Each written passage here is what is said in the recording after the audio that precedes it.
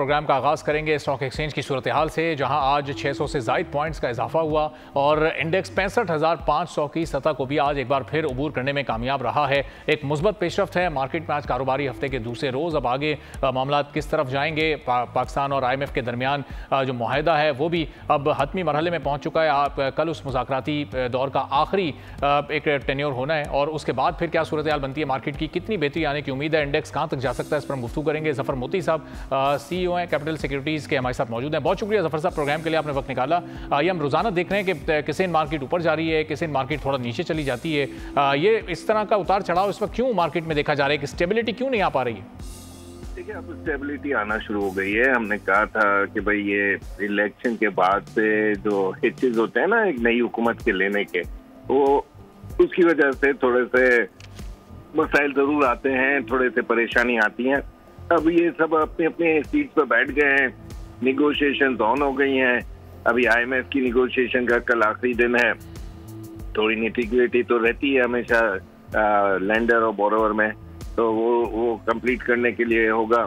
फिर दूसरा ये कि एक खबरें यहाँ पर थी कि इंटरेस्ट रेट कम करेंगे मॉनेटरी पॉलिसी में, जबकि मैं आपके हर प्रोग्राम में यही कहता रहा हूँ कि भाई मॉनेटरी पॉलिसी में कोई चेंज नहीं आएगा, क्योंकि अब हमको ये जो IMF से पूछे बगैर हम कोई भी स्टेप लेना भी चाहें तो नहीं ले सकते हैं, क्योंकि अब वो बिल्कुल यानी कहते हैं ना डीप अंदर वो सब चीजों को देख रहे हैं और उनका मशवरा लेना जरूरी है, क्योंकि वो अभी कई चीजों में और ऊपर करने की बातें कर रहे हैं।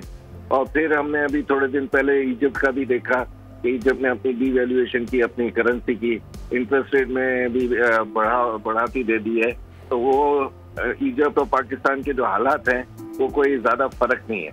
बहरहाल ये सब कहने के बाद भी अब मार्केटों में सिर्फ और सिर्फ बिजनेसेस की बातें हो रही हैं, टैक्सेशन की बातें हो रही हैं और प्रॉफिट देखा जा रहा है जो बड़ी बड़ी कंपनियों का पे आउट के साथ, वो बहुत ही अच्छा है। ठीक है, तो जफर साहब ये अगर IMF के मशवरे से ही इंटरेस्ट रेट और बाकी सारी चीज़ें तय होनी है, तो इसका मतलब अगली बार भी इंटरेस्ट रेट तो फिर नहीं कम हो सकेगा। तो जो आप लोगों को उम्मीद थी इसको नीचे ले जाने की, तो वो अगर पूरी नहीं होती नेक्स्ट टाइम भी, तो फिर इसके क्या इम्पैक्ट क्रिएट होने जा रहे हैं? अभी जो इसमें एक ये स्टेबिलिटी रखी गई है, इसके क्या मनफी असरात मार्केट पर मुरतब हो सकते हैं?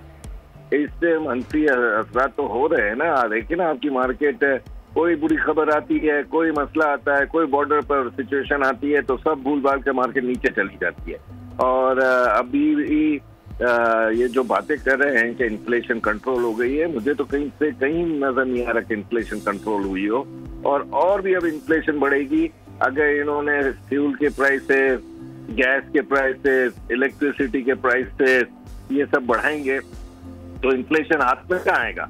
और इन्फ्लेशन के जो फिगर्स दे रहे हैं कि ये इन्फ्लेशन का कंट्रोल्ड हो गई है, आप पेरिशेबल आइटम में तो देखें आग लगी हुई है और इतनी बड़ी आग है कि उसका खत्म होना ही मुश्किल लग रहा है। बहुत ही डिफिकल्ट टाइम आ गया है। और जबरदस्त, चूंकि अभी जो इंस्टॉलमेंट है IMF की वो तो अगले माह आनी है, तो ये जो एक माह का वक्त है, फिर ये मार्केट इसी तरह उतार चढ़ाव का शिकार रहेगी और वो $1.1 अरब आने के बाद कोई सूरत हाल में तब्दीली हो सकती है? जी बिल्कुल। अगर ये आ जाएंगे जो सिचुएशन है तो उससे बेहतरी होगी, हमारा करेंसी भी इधर ही इस्तेकाम रहेगा। और मेरे ख्याल में तो इसके आने के बाद जो अभी स्टेटमेंट दिया है जमील साहब ने पूरा, वो देखते हुए तो अपना क्या कहते हैं थोड़ी घबराहट तो हुई है लोगों को, लेकिन मुझे लगता है कि वो हैंडल हो जाएगा। और अगर वो हैंडल हो गया तो फिर आप देखेंगे मार्केट और तेजी से ऊपर जाएगी। और ये उसको हैंडल करने के लिए फिर सिर्फ ज़ाहिर के IMF के प्रोग्राम से ही आप उम्मीद लगा रहे हैं कि ये प्रोग्राम भी एक कामयाबी के साथ पूरा हो, फिर अगले प्रोग्राम का भी कामयाबी के साथ आगाज़ हो, तभी ये मामला बेहतर हो सकते हैं? देखिए, मैं सबसे बड़ी बात जो औरंगजेब साहब ने कही है ना, वो कोई समझ नहीं रहा कि वो क्या कह रहे हैं। वो कहते हैं कि भाई अब वो टाइम चला गया कि हम रोल ओवर और फ्रेंडली कंट्रीज से रोल ओवर कराते रहे। अब हमें बड़ा पैकेज चाहिए, 6 बिलियन की जगह 8 बिलियन चाहिए और लॉन्ग टर्म चाहिए। इससे ये दिख रहा है कि ये बिजनेस एज यूजुअल और एक अब हम सिंपल जा रहे हैं।